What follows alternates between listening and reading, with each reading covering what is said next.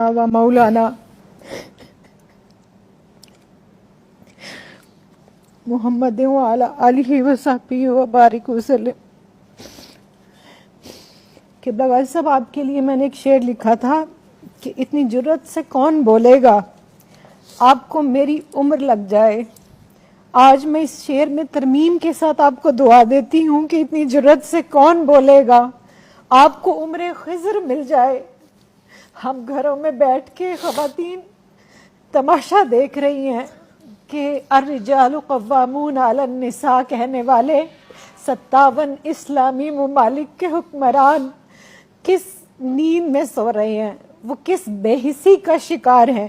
تو آپ نے جس جرت، غیرت دینی اور احساس امت کا مظاہرہ کیا، شکر الحمدللہ کوئی تو بولا، کسی نے تو اس ظلم کے خلاف آواز اٹھائی، ورنہ کل تک مجھے یوں لگتا تھا کہ میں سیدنا امام زین العابدین علیہ السلام کے ساتھ کوفہ میں کھڑی ہوں، جنہوں نے فرمایا تھا کہ مجھے یزیدیوں کی یزیدیت نے اتنی تکلیف نہیں پہنچائی جتنی کوفہ والوں کی خاموشی نے۔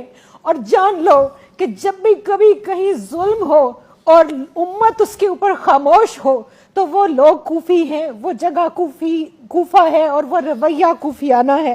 تو مجھے تو سمجھ نہیں آ رہی کہ سسکیاں کس زبان میں لکھوں۔ آج الفاظ آپ دیدہ ہیں، اور جو آپ کا حال ہے نا، روز آج 11 دن ہو گئے ہیں، ہم مائیں جب اپنے بچوں کو روٹی دیتی ہیں نا تو ہمارے بچوں نے انکار کر دیا کہ ہم ایک وقت روٹی دے دیا کریں۔ ہم سے نہیں دیکھا جاتا غزہ کے اندر اپنے معصوم بہن بھائیوں کا اس طرح سے گاجر مولی کی طرح کٹنا، گویا ان کو تو انسان بھی نہیں سمجھا جا رہا۔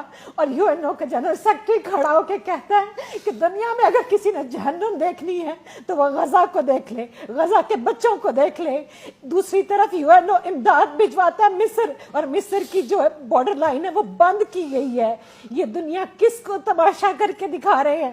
رسول کریم صلی اللہ علیہ وآلہ وسلم کی بارگاہ میں ایک استغاثہ آپ نے پیش کیا، میں ایک استغاثہ پیش کرتی ہوں کہ یا رسول اللہ، اور روز یہی کہتی ہوں اور نماز کے بعد کہ اے گنبد خضرا کے مکی میری مدد کر، یا پھر یہ بتا کون میرا تیرے سوا ہے۔ یا رسول اللہ، ہمارا کوئی نہیں آپ کے سوا۔ ہم اس دنیا میں تمام مردوں نے چوڑیاں پہن لی، غیرتیں اپنی بیچ چکے، اور آپ دیکھیے پاکستان کے اندر جس بے حسی کی آپ بات کر رہے ہیں، امراء سے لے کے عوام تک ان کی پروڈکٹس کو بھی اسی طرح خرید رہے ہیں، اور کوئی آواز بلند نہیں ہو رہی، کوئی بول نہیں رہا۔ اور قرآن کیا کہتا ہے؟ سورہ نساء کی آیت پیش کرنا چاہوں گی۔ اللہ رب الکریم ارشاد فرماتا ہے وَمَا لَكُمْ لَا تُقَاتِلُونَ فِي سَبِيلِ اللَّهِ وَالْمُسْتَضْعَفِينَ مِنَ الرِّجَالِ وَالنِّسَاءِ وَالْوِلْدَانِ الَّذِينَ يَقُولُونَ۔ اور قبلہ غازی صاحب، جب میں یہاں پہنچتی ہوں میرا کلیجہ پھٹ جاتا ہے۔ اللہ فرماتا ہے رَبَّنَا أَخْرِجْنَا مِنْ هَذِهِ الْقَرْيَةِ الظَّالِمِ أَهْلُهَا وَاجْعَل لَّنَا مِن لَّدُنكَ وَلِيًّا وَاجْعَل لَّنَا مِن لَّدُنكَ نَصِيرًا۔ اور اللہ جھنجھوڑ کے پوچھتا ہے کہ اور تمہیں کیا ہو گیا ہے کہ تم اللہ کی راہ میں لڑتے نہیں؟ کمزور مردوں اور عورتوں اور بچوں کے لیے جو یہ دعا کر رہے ہیں کہ اے ہمارے رب، ہمیں اس بستی سے نکال جس کے لوگ ظالم ہیں، اور ہمیں اپنے پاس سے کوئی حمایتی دے دے، اور ہمیں اپنے پاس سے کوئی مددگار دے دے۔ اور سورہ توبہ کی آیت نمبر 14 میں اللہ تعالیٰ ارشاد فرماتا ہے کہ پھر تنبیہاً، کہ پھر تم انتظار کرو اس وقت کا کہ جب اللہ عذاب بھیجے۔ اگر تم اپنا مال پیارا ہے، آرام پیارا ہے، اپنی اولاد، اپنی بیوی بچے، اپنے گھوڑے، اپنے کاروبار، اپنی زندگیاں، اور ہم اسی جمود کا شکار ہیں، ہم اسی بے حسی کا شکار ہیں۔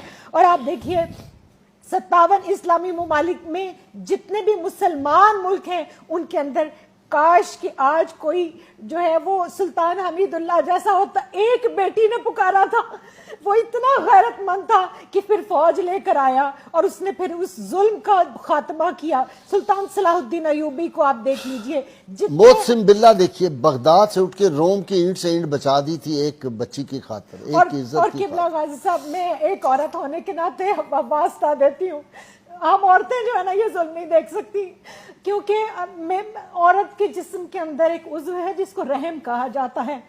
اللہ نے اپنے رحم کے ساتھ اس کو جوڑا ہے. میں اللہ کی عزت کی قسم کھا کے کہتی ہوں وہاں پر کٹنے والے بچے میرے بچے ہیں, وہاں پر کٹنے والی بیٹیاں میری بیٹیاں. ہم وہ نوزائیدہ بچے میں نے دیکھا, ایک اتنا سا بچہ, اتنا سا رحم مادر سے نکلا ہوا بچہ بھی. جینوسائیڈ کا یہ حال ہے. اسلام کشی نہیں, مسلمانوں کی نسل کشی کی جا رہی ہے, اور ہم چپ کر کے کئی سال سے یہ تماشا کشمیر میں بھی دیکھ رہے ہیں, فلسطین میں بھی دیکھ رہے ہیں, برما میں بھی دیکھ رہے ہیں, انڈیا میں بھی دیکھ رہے ہیں, اور ہم نے کئی سال تک افغانستان میں بھی دیکھا. لیکن جب افغانیوں پر یہ وقت آیا تو پاکستان نے اپنا بارڈر کھولا. آج میں یہ ہاتھ جوڑ کے مصر کے حکمران سے کہتی ہوں کہ تم مانا کہ تم نصرانی ہو, لیکن تم وہی ہو. یاد کرو کہ جب تمہارا قافلہ آیا تھا نا تو میرے نبی رحمت صلی اللہ علیہ وآلہ وسلم نے تمہارے لیے مسجد نبوی کو کھول دیا تھا. خدا کے لیے ان کو انسان سمجھو, یہ انسان ہے, یہ انسانوں کی اولادیں ہیں, یہ ہمارے بچے ہیں. تم جانوروں سے پیار کرنے والے ہو نا, تم ہیومن رائٹس کی بات کرتے ہو نا, کس ہیومن رائٹ کی بات کرتے ہیں؟ کم از کم ان کو انسان سمجھ لے. اور یہ جو وہاں پر غزہ کے اندر اجتماعی قبریں بنائی جا رہی ہیں اور ان کو جو جلا وطن کیا جا رہا ہے, اصل میں تو یہ ان کا وطن تھا. وہ وطن چھوڑ کر کہاں جائیں؟ تو یا رسول اللہ انظر حالنا, میں تو اتنا ہی کہوں گی, یا حبیب اللہ اسمع قولنا. اور وہ لوگ جو حضور غوث الاعظم کو مانتے ہیں وہ حضور غوث الاعظم جیلانی کا جہاد بھی یاد کریں. آج یہ امت جس واہن کی آپ نے بات کی, یہ کیوں واہن زدہ ہو گئی؟ ان کی تلواروں کو کیوں زنگ لگ گیا؟ یہ ظلم کے خلاف آواز بھی نہیں اٹھاتے.